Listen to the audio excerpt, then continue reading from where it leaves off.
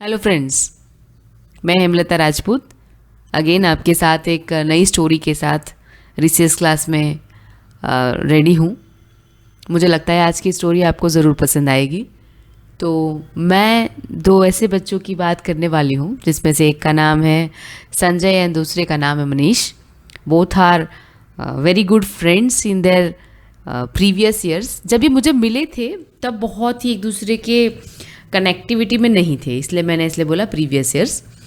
मेरी क्लास में बच्चे 11th में आते थे और तो इनका जो जर्नी था, इनका प्रीवियस स्कूल था वो दूसरा स्कूल था और अचानक से ही मेरे पास आए थे 11th स्टैंडर्ड में। बट जब मेरे क्लास में आए तो ये दोनों बच्चों का रिलेशन एक दूसरे के प्रति बहुत अच्छा नहीं था। एक दूसरे के प्रति अच्छा नहीं था इसका मतलब एक दूसरे को कॉम्पीट करना, एक दूसरे को नीचा दिखाना, एक दूसरे के साथ लड़ना। एंड कई बार तो ऐसा होता था कि मैं कहीं और किसी और क्लास में कुछ और पढ़ा रही हूँ वहाँ पे और मुझे अचानक से कॉल आता था कि आपकी क्लास में ये दो बच्चे झगड़ पड़े हैं और बाकी टीचर भी मेरे परेशान हो जाते थे कि इनका करना क्या है।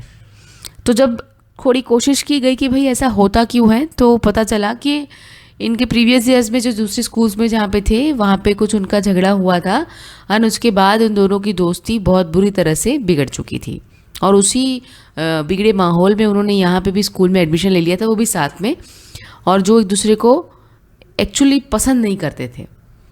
अब ज़्यादा चीज़ें तो नहीं पता थी मुझे, तो मैंने इनिशियल स्टेज पे कोशिश की कि लाओ दोनों से बात करते हैं, बिकॉज उनकी तो प्रॉब्लम है ही पर ये पूरे क्लास के लिए डिस्टर्बेंस क्रिएट कर रही है। बिकॉज जैसे वो कुछ क्या बोलते डिस्ट्रक्टिव बिहेवियर रिप्रेजेंट करते थे क्लास में, पूरा का पूरा क्लास वो टीचर का बिगड़ता था क्योंकि उन्हीं को सॉल्व करने में पूरा टाइम निकल जाता था। देन बात की, पता चला कि अब जो रिलेशन उन दोनों के हैं वो बहुत ज़्यादा बिगड़ चुके हैं। ना तो वो अपने साथ कंफर्टेबल हैं और ना ही वो उस प्रिवाइसिस में एक दूसरे के साथ कंफर्टेबल हैं। बहुत सारी बात करने के बाद मुझे ये पता चला कि अब इनसे डायरेक्टली बात करने का कोई ज़्यादा फ़ायदा है नहीं, तो फिर मैंने सोचा कि अब ये छोड़ देते हैं, ये करने से तो कुछ होने वाला नहीं है बिकॉज इनका डिस्टर्बेंस ज़्यादा से ज़्यादा बढ़ गया है। तो मैंने कुछ और ट्राई किया, थोड़ा सा डिफरेंट। मुझे एक बात तो पता थी कि दोनों पहले फ्रेंड्स थे, बहुत अच्छे फ्रेंड्स, तो एक दूसरे के बारे में सब कुछ जानते हैं ज़्यादातर। तो मैंने एक कोशिश की कि जब मैं संजय की बात करूं या संजय से बात करूं तो कोशिश ये करूं कि मैं ये रिप्रेजेंट कर पाऊं डायरेक्टली इनडायरेक्टली कि मुझे मनीष ने कुछ बताया है, वो बहुत पॉजिटिव तुम्हारे बारे में मुझे बताया है और मुझे उसी से पता चला है और मैं चाहती हूँ कि तुम इस चीज़ को करो। और जब मैं मनीष से बात करूँ तो मैं यही बोलती थी कि भाई संजय ने मुझे तुम्हारे बारे में ये बताया है, मुझे उसी से जानने को मिला है डायरेक्टली इनडायरेक्टली, और मुझे लगता है तुम ये करो।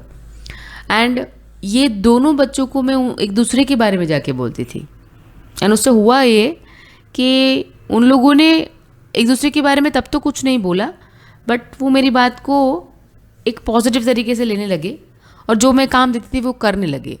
धीरे धीरे उनका डिस्टर्बेंस कम होने लगा। उन्हें भी नहीं पता था कि मैं उनके बारे में मीन्स एक दूसरे को ये बात बोलती हूँ।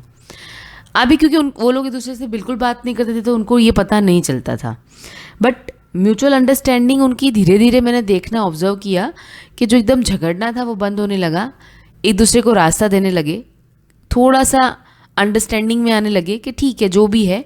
बट वो फिलहाल जो था हम जो देख पा रहे थे उसमें एक समझ में आ रहा था कि बिना बोले भी एक दूसरे को वो कंफर्टेबल करवाने की कोशिश कर रहे थे उसी क्लास में, जो मेरी नज़रों से मैं साफ देख पा रही थी।